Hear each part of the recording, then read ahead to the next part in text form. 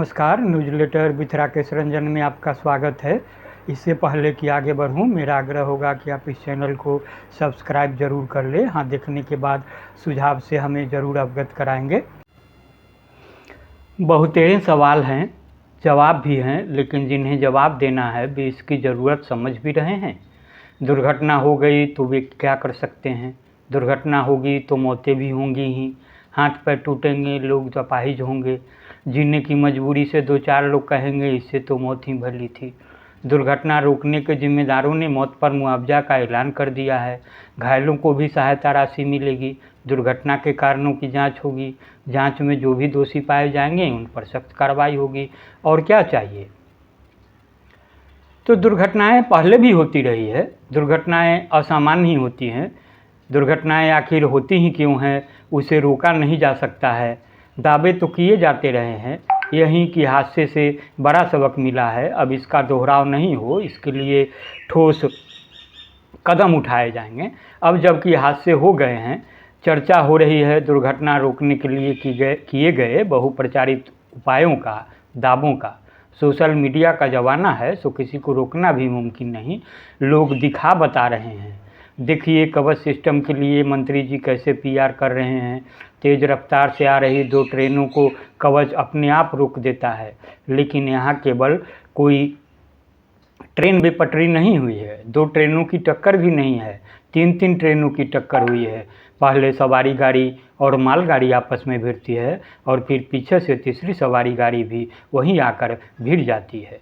कहा तो यह भी जा रहा है कि भारत के इतिहास में एक भी घटना याद नहीं जब तीन ट्रेनें आपस में टकराई हो। तो इस सवाल को उत्तर तो चाहिए ही कि उस सुरक्षा कवच का क्या हुआ जिसके बारे में समझाकर पीठ थपथपाई जा रही थी। दावे किए जा रहे थे कि दुर्घटना को गुजरे ज़माने की बात समझिए, इत्मीनान से बेखौफ सफ़र कीजिए। दुर्घटना के बाद जिन्हें दावे खोखले नज़र आ रहे, वे इस्तीफ़ा भी मांग रहे हैं। वे कह रहे हैं कि जिम्मेदार लोगों को इस्तीफ़ा देना चाहिए। रेल मंत्री को अपने पद पर बने रहने का कोई अधिकार नहीं है। इसके उदाहरण भी दिए जा रहे हैं। उदाहरण तत्कालीन रेल मंत्री लाल बहादुर शास्त्री और नीतीश कुमार का। एक रेल हादसे में 142 लोगों की मौत हो गई, तब रेल मंत्री लाल बहादुर शास्त्री थे। शास्त्री जी ने नैतिक जिम्मेदारी लेते हुए इस्तीफ़ा सौंप दिया था। शास्त्री बाद में भारत के प्रधानमंत्री भी बने थे। आज की तारीख में बिहार के सीएम नीतीश कुमार जब रेल मंत्री थे, तब एक हादसे में 290 लोगों की मौत हुई थी। नीतीश कुमार ने नैतिक जिम्मेदारी लेते हुए इस्तीफा सौंप दिया था, तब अटल बिहारी वाजपेयी प्रधानमंत्री थे। कहने वाले यह भी जोर दे रहे हैं कि अभी रेल के सभी प्रोजेक्ट को हरी झंडी दिखाने का काम प्रधानमंत्री नरेंद्र मोदी कर रहे हैं, तो इस्तीफा प्रधानमंत्री को भी दे देना चाहिए।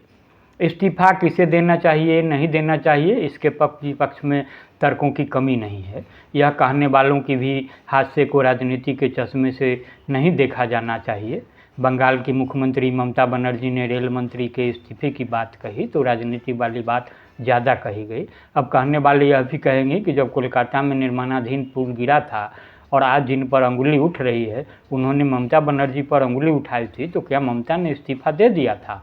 बस यही राजनीति है और इसे समझने की ज़रूरत है। राजनीति वाला चश्मा यह भी देखता है कि दुर्घटना के बाद नैतिकता के आधार पर लाल बहादुर शास्त्री और नीतीश कुमार के इस्तीफे से क्या हो गया? क्या दुर्घटनाएं बंद हो गई? दुर्घटनाएं हुई है तो उसके बाद जो किए जा सकते हैं किए जा रहे हैं। हादसे के बाद तत्काल राहत एवं बचाव का काम शुरू किया गया और जारी है। राष्ट्रपति से लेकर प्रधानमंत्री तक सबों ने दुख जताया है। प्रधानमंत्री ने उच्च स्तरीय बैठक बुलाई, उन्होंने रेल मंत्री को मौके पर भेजा, खुद भी जाने की तैयारी कर रहे हैं। हादसा उड़ीसा में हुआ है तो वहाँ के मुख्यमंत्री नवीन पटनायक भी घटनास्थल पर मौजूद हैं और राहत एवं बचाव कार्य का जायजा ले रहे हैं। बंगाल की मुख्यमंत्री ममता बनर्जी भी घटनास्थल पर पहुँच चुकी है। भाजपा के राष्ट्रीय अध्यक्ष जेपी नड्डा ने कहा कि ओडिशा के बालासोर में कल शुक्रवार शाम को हुआ भयावह रेल हादसा अत्यंत ही दुखद और मन को शोकाकुल कर देने वाला है। मैं इस हृदय विदारक घटना से मर्माहत हूँ। इस भीषण रेल दुर्घटना को देखते हुए भारतीय जनता पार्टी ने केंद्र सरकार के 9 वर्ष पूरे होने के अवसर पर होने वाले कार्यक्रमों के साथ साथ देश भर में होने वाले अपने सारे कार्यक्रमों को आज के लिए स्थगित कर दिया गया। मैं परमपिता परमेश्वर से शोक संतप्त परिवारों को इस असहनीय पीड़ा को सहने की शक्ति प्रदान करने की कामना करता हूँ। ईश्वर मृत आत्माओं को अपने चरणों में स्थान दे। उड़ीसा के बालासोर में 3 ट्रेनों की भयानक टक्कर में कम से कम 288 लोग मारे गए और लगभग 900 घायल हो गए। अधिकारियों ने कहा कि 20 से अधिक वर्षों में देश की सबसे घातक रेल दुर्घटना है। रेल मंत्री अश्विनी वैष्णव ने कहा कि रेल दुर्घटना की जांच के लिए एक उच्च स्तरीय समिति का गठन किया जाएगा।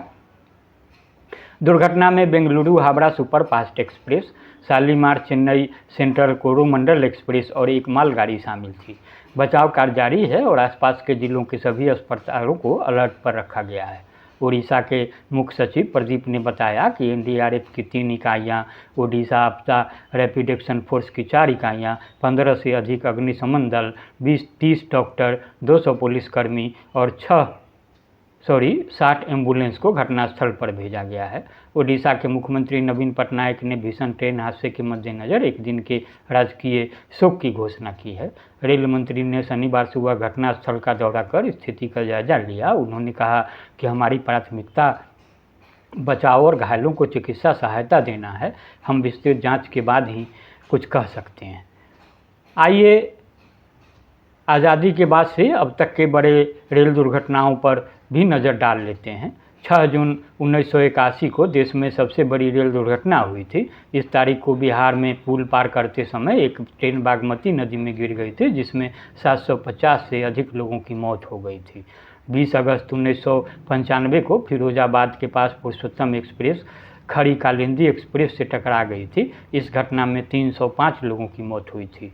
26 नवंबर 1998 को जम्मू तवी सियालदह एक्सप्रेस पंजाब के खन्ना में फ्रंटियर गोल्डन टेम्पल मिल के पटरी से उतरे 3 डिब्बों से टकरा गई थी, जिसमें 212 लोगों की मौत हो गई थी।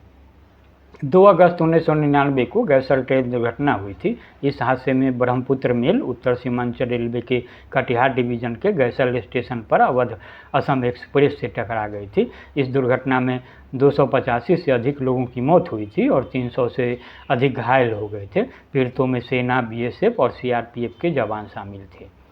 इसके बाद 20 नवंबर 2016 को पुखराया ट्रेन पटरी से उतर गई थी। इस हादसे में 152 लोगों की मौत हो गई थी और 260 घायल हो गए थे। 9 दिसंबर 2002 को रफीगंज ट्रेन हादसा हुआ था। इसमें हावड़ा राजधानी एक्सप्रेस रफीगंज में थाबे नदी पर एक पुल के ऊपर पटरी से उतर गई थी, जिसमें 140 से अधिक लोगों की मौत हो गई थी। 23 दिसंबर 1964 को पंबन धनुषकोडी पैसेंजर ट्रेन रामेश्वरम चक्रवात का शिकार हो गई थी, जिससे ट्रेन में सवार 126 से अधिक यात्रियों की मौत हो गई थी। 28 मई 2010 को ज्ञानेश्वरी एक्सप्रेस ट्रेन पटरी से उतर गई थी। मुंबई जाने वाली ट्रेन झारग्राम के पास पटरी से उतर गई थी और फिर एक मालगाड़ी से टकरा गई थी, जिसमें 148 यात्रियों की मौत हो गई थी। बहरहाल दिन की रोशनी में आ रही तस्वीरें शुक्रवार की काली रात की स्याह और ख़तरनाक मंजर को समझा रही है। उनका दर्द महसूस भर किया जा सकता है, जिन्होंने अपनों को खोया है। किसी की गोद सुनी हुई है तो किसी का सुहाग गुजरा है, जिनकी हंसती खेलती दुनिया उजड़ गई, जिन्हें मंजिल से पहले मौत खींच ले गई। यह दुर्भाग्यपूर्ण है, लेकिन सवाल अभी बच ही जाते हैं कि सौभाग्य दुर्भाग्य की बातें कब तक होती रहेंगी और वे करते रहेंगे जो कहते तो खुद को भाग्य विधाता हैं। तो इतना ही, नमस्कार।